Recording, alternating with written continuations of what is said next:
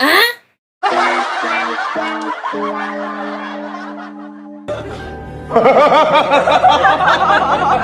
Halo sahabat sukses, belakangan ini nama Mas Gibran kembali jadi sorotan.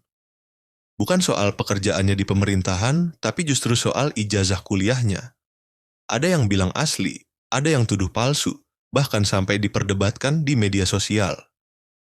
Nah biar nggak simpang siur, mari kita lihat fakta resminya.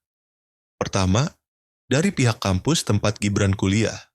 MDIS atau Management Development Institute of Singapore akhirnya mengeluarkan keterangan resmi. Mereka menyebut jelas bahwa Gibran memang mahasiswa penuh waktu di MDIS sejak tahun 2007 sampai 2010. Selama periode itu, Gibran berhasil menyelesaikan program Advanced Diploma. Jadi, bukan kursus abal-abal, bukan juga sekadar nongkrong di Singapura, tapi memang kuliah resmi.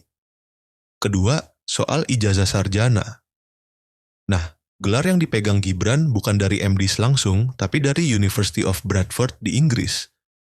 Karena memang sistemnya, MDIS punya kerja sama resmi dengan Universitas Mitra, jadi mahasiswa bisa kuliah di Singapura, tapi ijazahnya diterbitkan universitas di UK. Dalam kasus Gibran, dia mendapat gelar Bachelor of Science Honors di bidang marketing.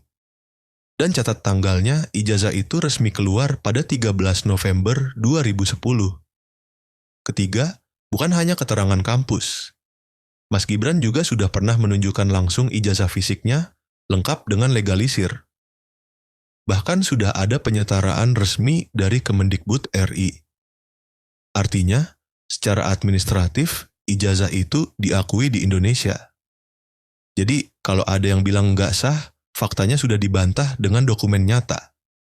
Keempat, kalau masih ada yang ingin lebih meyakinkan lagi, University of Bradford sendiri menyediakan jalur verifikasi resmi.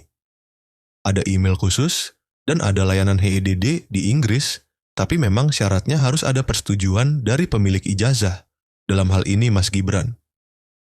Jadi, secara sistem, semua bisa dicek, tinggal jalurnya harus sesuai aturan.